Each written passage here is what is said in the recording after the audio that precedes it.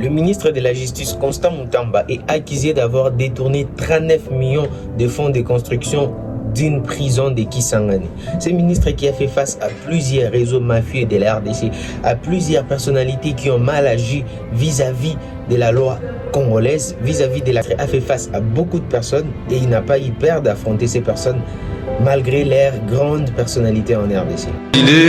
Pour que vous soyez informés, je viens d'être saisi par le procureur général près la Cour de cassation. Vous faites du bruit, peut-être ça vous concerne. Au lieu d'écouter attentivement, on n'a pas encore cité le nom de la personne. Chacun de vous peut être concerné. Moi, je connais déjà les noms, mais vous ne connaissez pas.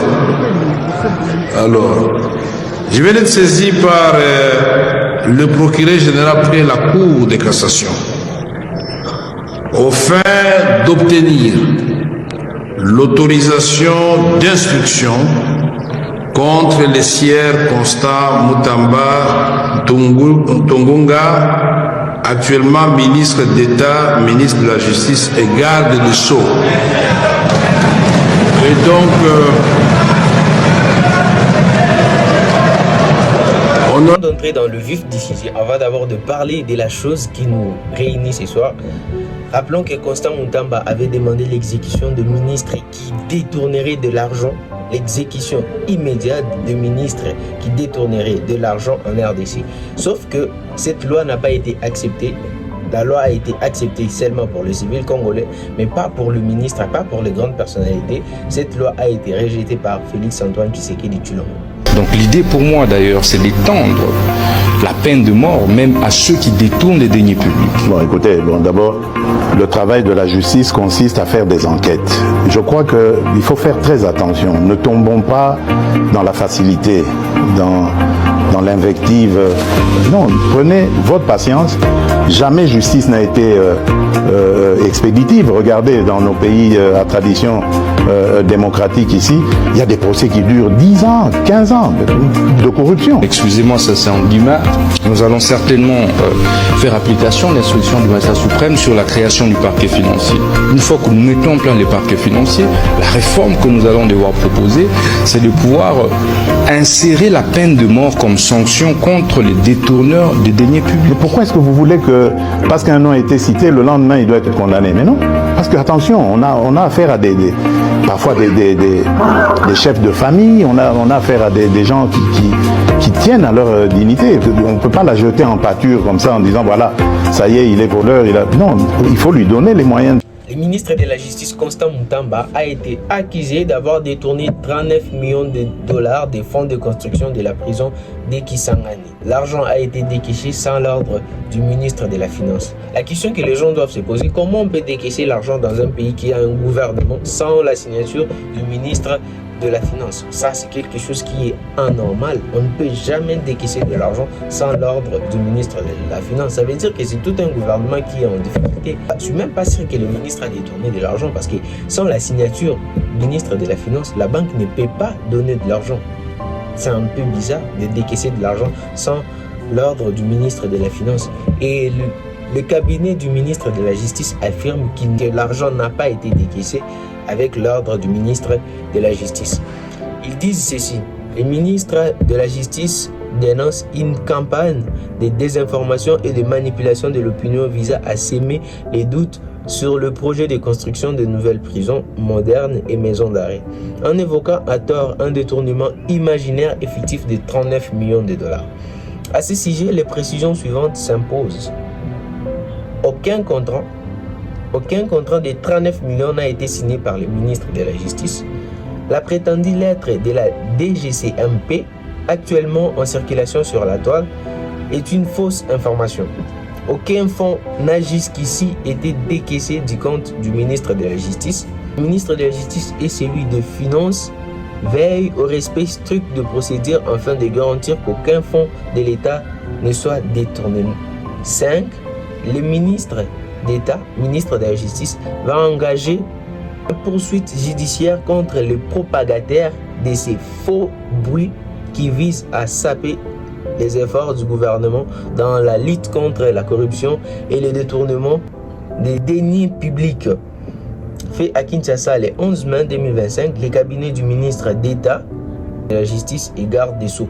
Ça, c'est sûr, on ne peut jamais détourner l'argent dans un pays qui a un gouvernement sans la signature du ministre de la Finance, comme les gens le disent, que non, l'argent a été détourné sans l'ordre du ministre de la Finance. C'est quelque chose qui est un peu absurde, parce que les gens doivent se poser des questions dans un pays qui a un gouvernement. Et puis comment la banque peut autoriser la sortie d'argent sans la signature du ministre de la Finance? Est-ce qu'il y a un article qui dit que non, l'argent, si c'est le ministre de la Justice qui prend l'argent, on doit sortir l'argent sans l'ordre du ministre de la Finance?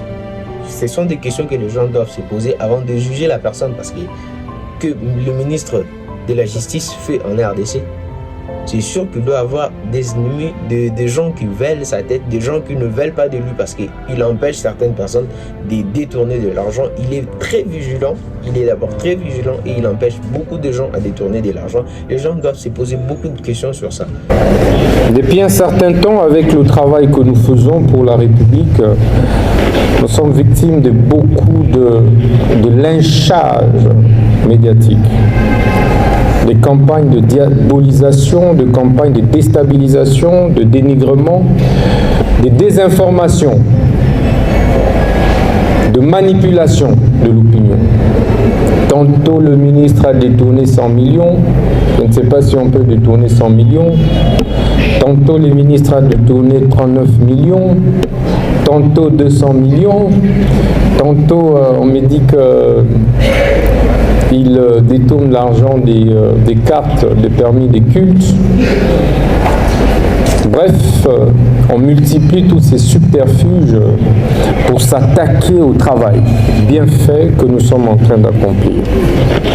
Et c'est pourquoi, pour casser toutes ces campagnes de désinformation qui tendent à nous décourager, l'idée c'est de nous faire reculer. L'idée c'est de nous atteindre psychologiquement. Et nous connaissons leur jeu. Mais c'est pourquoi nous n'allons pas nous résigner.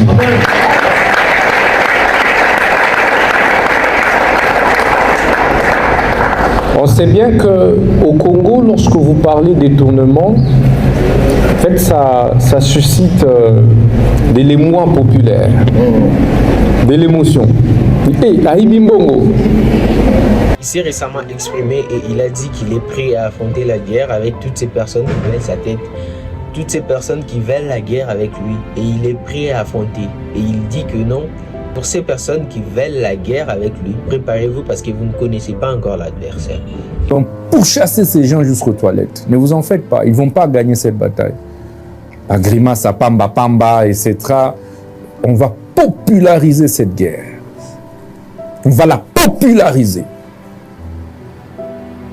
Mais c'est quand le peuple va descendre dans la rue, parce qu'à partir de ce 1er mai, je lance l'appel à la mobilisation générale pour défendre la patrie. Et j'invite les Congolaises et les Congolais, où qu'ils se trouvent, à se lever comme un seul homme. Ce que j'aime le plus chez cette personne, c'est que c'est une personne qui est bourrée de testostérone. C'est un vrai homme, un homme avec H. C'est une personne très intelligente. C'est une personne qui est très sûre de lui, très sûre de sa personne. Et il n'a pas peur. Il n'a pas peur d'affronter toutes ces personnes qui lui veulent du mal. Il n'a pas peur d'être seul parmi toutes ces personnes mafieuses, parmi toutes ces personnes qui lui veulent du mal.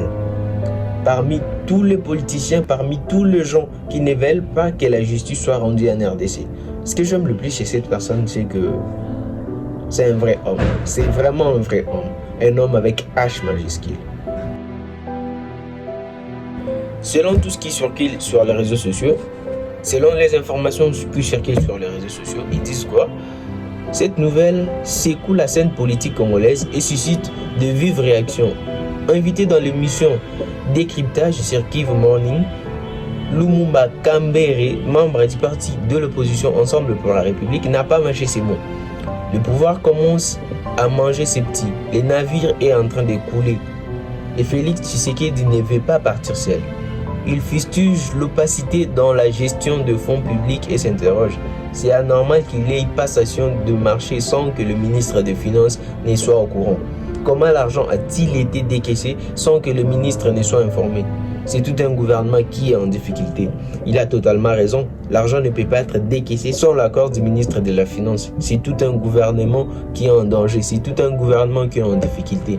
Et puis la deuxième partie dit ceci. Sur les réseaux sociaux, la réaction de la société civile a été immédiate. Jean-Claude Katende, défenseur des droits humains, a exprimé sa prudence sur son compte X.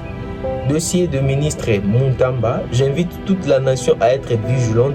Si le ministre a détourné l'argent public, qu'il soit poursuivi. Mais si ce sont des allégations montées contre lui par des politiciens, nous devons lui apporter notre soutien. Gardons les yeux ouverts car la justice est rendue en notre nom. Il a bien dit, j'invite toute la nation à être vigilante. Si le ministre a détourné de l'argent public, qu'il soit poursuivi. Mais si ce sont des allégations montées contre lui par des politiciens, nous devons lui apporter notre soutien. Gardons les yeux ouverts car la justice est rendue en notre nom. Pour rappel, en novembre 2024, le ministre Muntamba avait ordonné une enquête sur des accusations de corruption visant le procureur général près la Cour de cassation, Bonde, soupçonné d'avoir acquis un immeuble à Bruxelles en mai 2025. C'est Bonde qui sollicite l'autorisation des poursuites contre Muntamba dans le cadre de l'affaire des détournements présumés de 39 millions. C'est la loi de la nature, on dit à chaque action correspond une réaction. Bon, peut-être qu'il veut aussi réagir de sa part, on ne sait pas. S'il veut aussi réagir de sa part, parce que peut-être que Muntamba va le poursuivre après des années, après des mois, c'est pourquoi lui il a peut-être anticipé, on ne sait pas. Alors si tu as aimé la vidéo, n'hésite pas à t'abonner, partage la vidéo, surtout partage-moi ton avis dans les commentaires. Si toi aussi tu penses que le ministre de la Justice doit être poursuivi pour détournement de fonds de construction ou selon toi il est un simple innocent qu'on poursuit